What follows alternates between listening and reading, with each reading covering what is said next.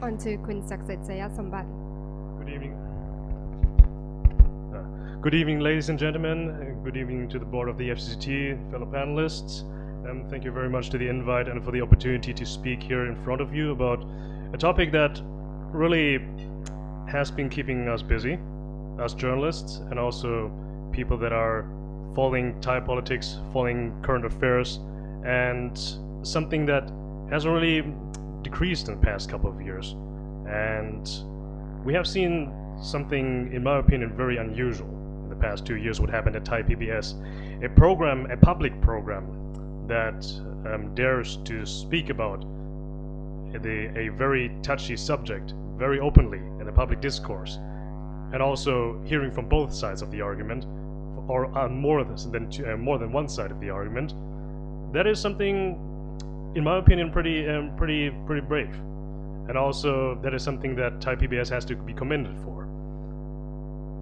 But on the other hand, the fact that there have been such strong reactions by either citizens, by the police, or by the army, the fact that the police is now investigating the last 2 episodes, the fact that the army chief has been slamming this program and criticizing the program, which is his democratically given right, but also saying that he cannot imagine to live in a country where things as they are now change. And this is something very concerning, and this also shows that we still have a long way to go. And the role of Thai Pbs here is a very split one. I mean, they would be damned if they do and damned if they don't. They were damned for showing and airing the show, and they were damned for canceling the last episode, but it was still shown on the Monday after.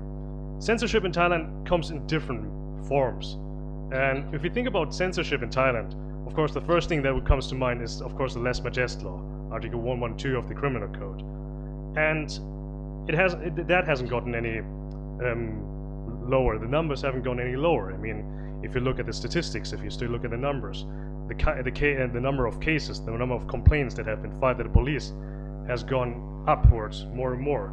I mean, 2006 it was just 30 cases. 2007 it was 126, and in 2010 this number grew to 478. This law has been at the center of many controversies. Is it possibly because of the wording? Is it possibly because of the application for it? There are many sides of the argument. And just today, a man called Ekachai Hong Gangwan, he has been sentenced to 3 years and 4 months for jail for distributing DVD copies of an Australian news broadcast that talks about the future of the monarchy. And that shows you that it's still going, it's still ongoing, complaints are still being launched, and the same can happen to the people at Thai Pbs for being for daring to talk about this topic openly.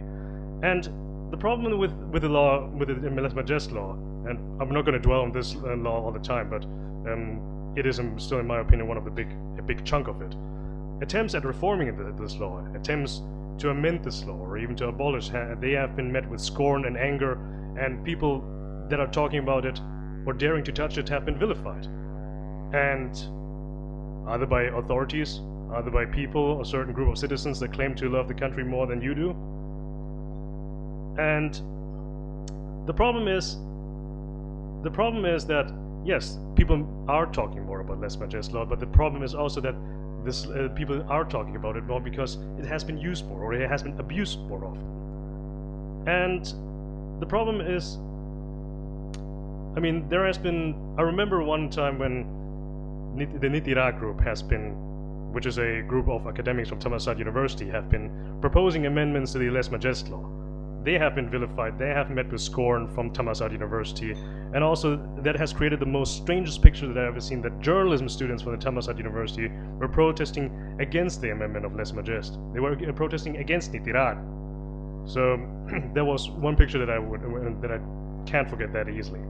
The problem with lèse majesté is, and a couple of weeks ago, the academics David Streckfus was sitting here at this table and he was basically asking, where's the line? Where's the line of lèse majesté? That's the problem. There is no line. Nobody knows what is illegal, what is deemed illegal. Nobody knows what's still legal. And that fear or this uncertainty dominates the public discourse of it. Of course, there are also other forms of lèse majesté. And nowadays, with the discussion, with the public discussion also moved online with more access to the internet. The Computer Crimes Act of 2007 is being used more. Since its inception in 2007 and until late 2011, and according to numbers from Thammasat University, there have been over 81,000 URLs have been blocked. Of course, there are other ways to circumvent that, but the fact that they are blocked, well, I mean, and also, contrary to what the authorities say, the majority of the URLs blocked is because of lèse majesté. Actually, 75% of it, and almost the rest of it is pornographic, because of pornographic nature. The authorities say it's vice versa. Most of the URLs are blocked because of pornographic contents. But there are more forms of it. It's not just lèse majesté and Computer Crimes Act. There are also other forms of censorship, like the depiction of sexuality, which is being more vigorously being censored, and as also, or other forms like when you see a Thai television show, or when you watch Thai television, that people that smoke a cigarette, they're being blurred. And especially the point with sexuality, while violence, that's okay. A kissing scene, not so much. Why? Well, because some people think it's inappropriate. And also, it's most of the time in the past couple of years, it has been the Thai Ministry of Culture that has been always at the forefront of protecting Thainess, whatever that means. They have been the self-proclaimed heralds of it, and they have been, well, they have defined what is appropriate, what is inappropriate. And another example was just recently, Saturday Night Live, a US comedy sketch show, has aired a very flat sketch about a spoof commercial about language service software where people learn Thai in order to go to Thailand for a thing. And that was solely for US American viewers. But that has been, of course, nowadays with the internet, that has been bootlegged, put on YouTube. More people have seen it, and especially Thais, and people have met that with scorn. And people think, what the hell are you doing? And and also the Thai Culture Ministry is saying that have been reacting very vigorously, like somebody has done a full-scale attack on Thai culture. But it's just a joke. It was just a sketch, and also not very good at it. So the question now goes on about the role of the Thai media. And let me be very clear. There is good reporting, there is good journalism in Thailand, but it's not very. It doesn't happen every day. You don't see it very often though. If you read a Thai newspaper article, you always see the same few lines. You always see the first line, that happened at that place at that time. This person with that rank has said this. That's it. No context at all. Where's the beef? I mean, there's absolutely no context. And for somebody who isn't following the Thai news every day, for somebody who isn't following politics like us news junkies here, you might be totally out of the loop. You might read the article and it's like, so, okay, how much value does this news article has? How much value does the quotation of that person have? And it is a sense of duty to inform is lacking there, and there have been many examples where Thai television or Thai media have not followed that duty. For example, in 2011 there has been a tsunami warning in the Pacific. I think it was in the springtime of 2011. No, 2012. I apologize. 2012 in the spring, there has been a tsunami warning, and in the Pacific, and that was also going to hit the coastal line of Thailand. But however, if you would watch Thai TV on that day, you wouldn't get a hint of it, because on that day was the cremation ceremony for a royal member, and most people had no information at all what's happening. The tour, if at all, there was just a ticker at the bottom, only in Thai though. I wouldn't be a tourist at the beaches at that time, and I wouldn't be able to know what was going on.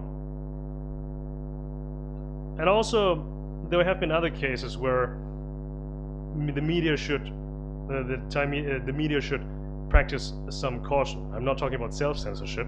I'm talking about what is important and what is not important.